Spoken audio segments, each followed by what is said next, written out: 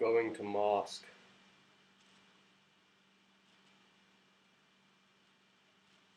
protecting my dome, where the conversation itself has become still. For if all is known, then one themselves should represent the unknown, that then the transference, what itself gives one a sense of self, is then overcome by the unknown itself being what it is that holds the dialogue of there being a perfect harmony between knowledge that is known. For if we are to say that all is not known, then are we not in constant pursuit of a greater height, a greater crevice to crawl out of? Then, by representing the unknown ourselves, are we then not representing the height by which then the transference of knowledge itself is then represented in a way that knowledge itself is pure and smooth? Whereas to see knowledge in a progressive state is to you yourself be behind, for you're not truly on the other side, where coming to the other side is simply a matter of being in the lead.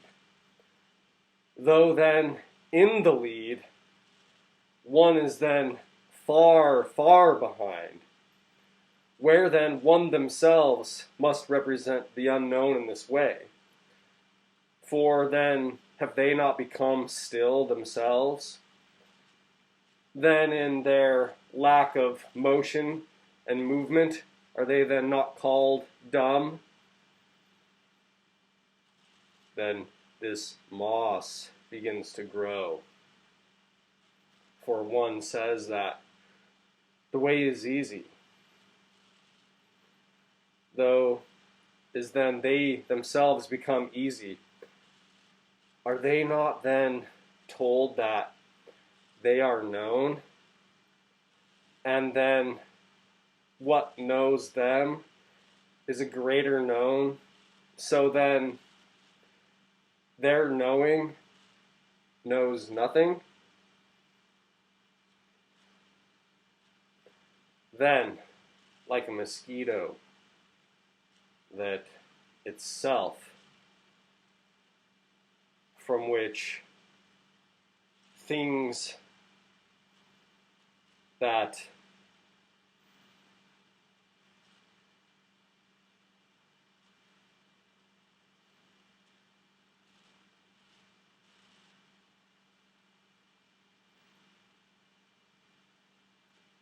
have long passed,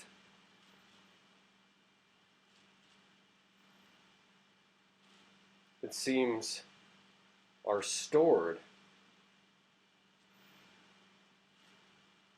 in something that itself isn't what it is that we accumulate the knowledge from. For it's a simple representation of the unknown. What itself then represents the information of all things. When then the accumulation of information reaches the point as to where, when things themselves say that they originate from, is itself a misnomer. For then, however far back one goes, the accumulation itself becomes an arrangement of whatever it is that one then sees. Where then did things then come from? But then their own passion. By where then the order and organization of things then coming out of the unknown is then of their choosing. Then things themselves came from their choosing.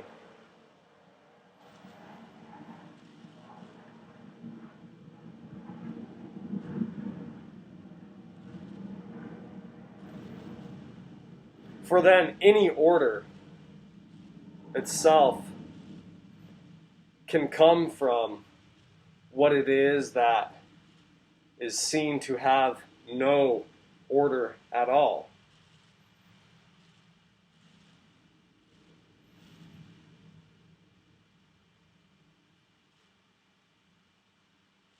Where then passion itself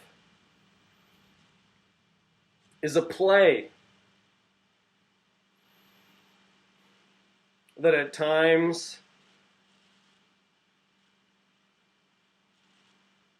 one who they themselves felt passionate for passion to be, then passionately plays the role of something very indecisive. Then that there is passion in there being a multitude from which one can be passionate about.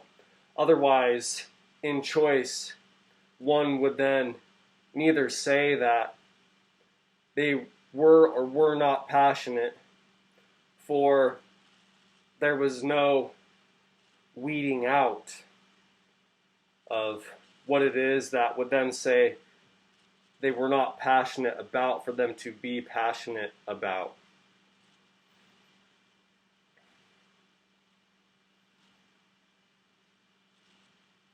Then one simply comes from passion, which itself comes from nowhere, for passion itself to be.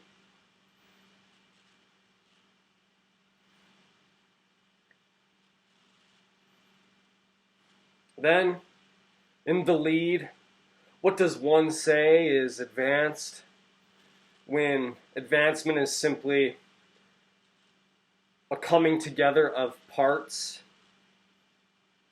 where the sensation of parts then coming together is a matter of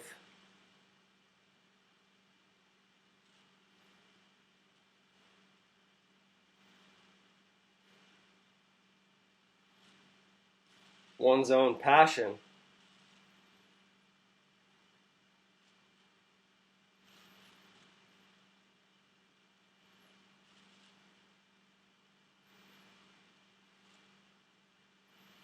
Then to say at last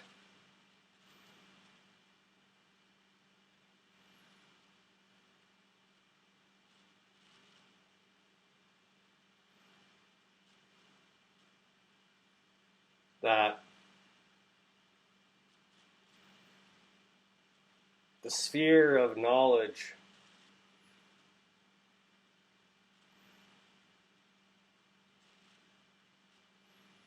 is itself known.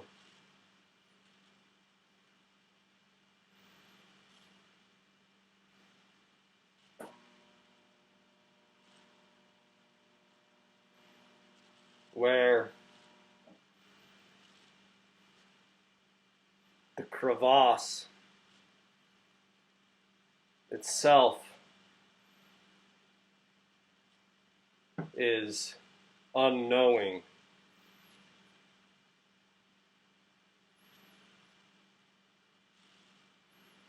For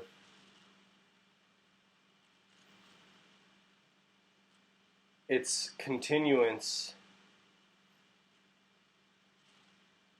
of being behind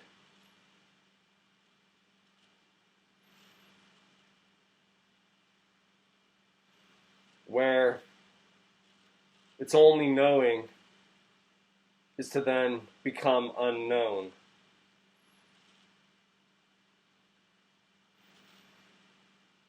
Where one who is truly in the lead becomes last,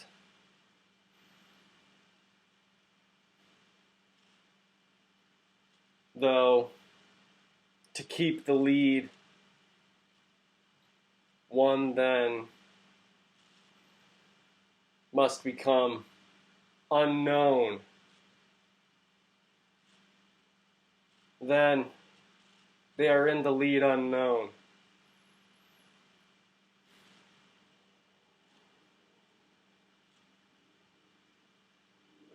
Then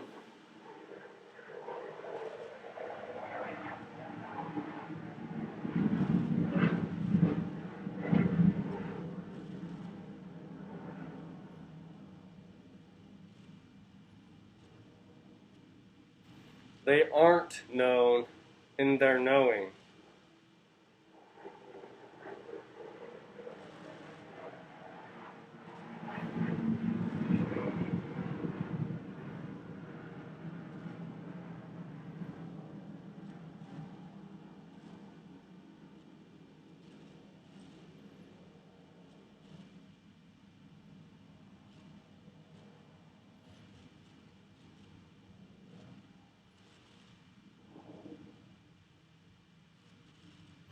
Then anything in the crevasse doesn't know, for they don't know the unknown.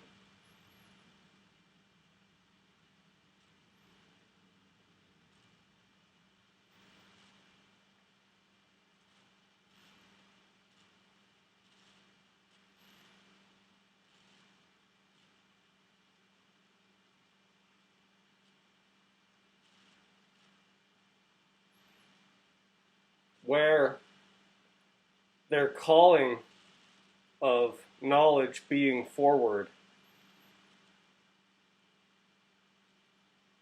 is a simple matter of unwillingness.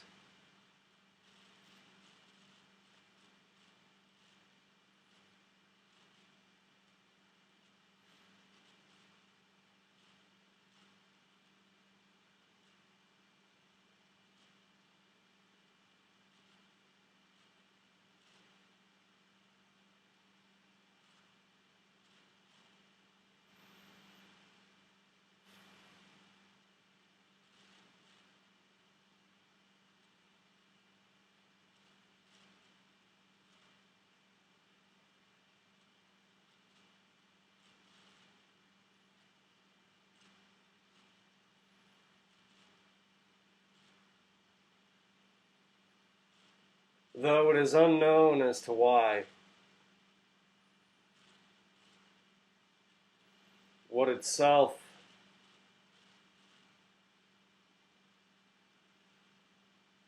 represents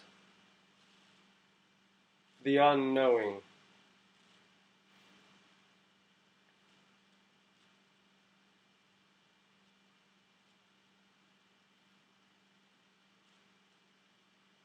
What itself then represents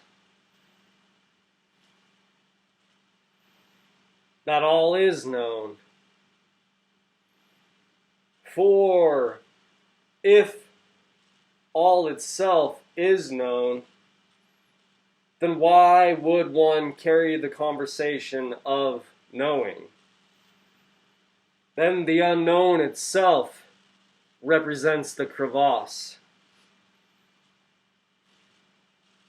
That itself says there is more to know by maybe he knows something that we don't.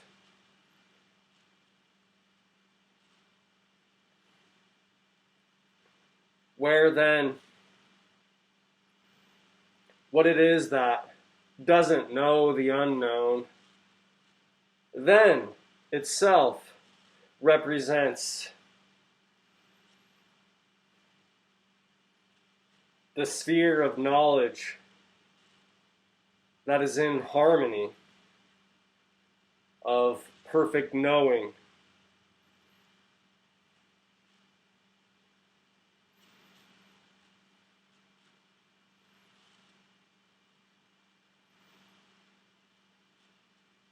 For truly, if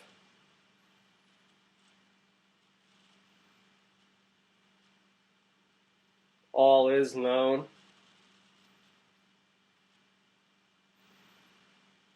then would not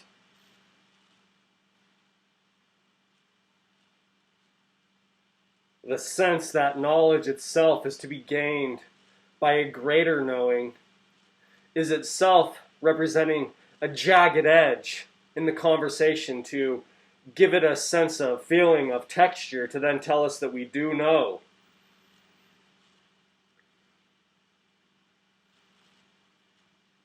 Then the least knowing knows this,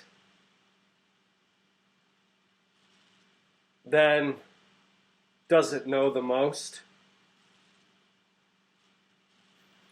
Where then he must know something that we don't is a showcase of character by what it is that they're doing, perhaps a carrying of things that then says that there is some cause for a greater concern of something known that we ourselves don't.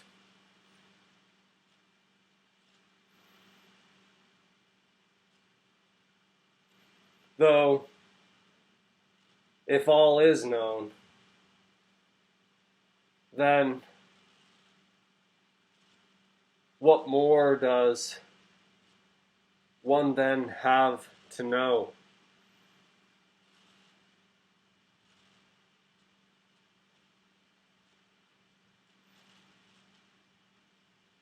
Then,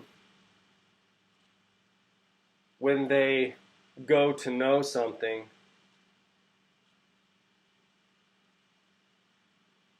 there is no recognition. For is not recognition itself a thing that is based upon something having been without?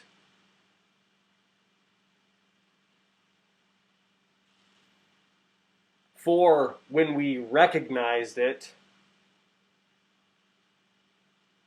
it was a matter of being out of our mind, which means that it was unknown.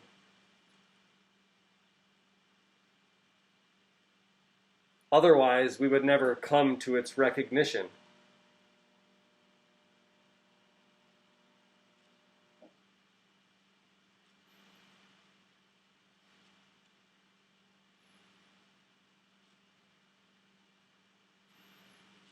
Then it seems that one then goes so far as to having no recognition of even themselves.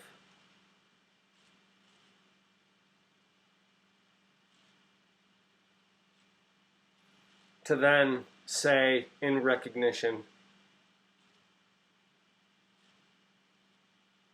oh yes, that is me, then they are.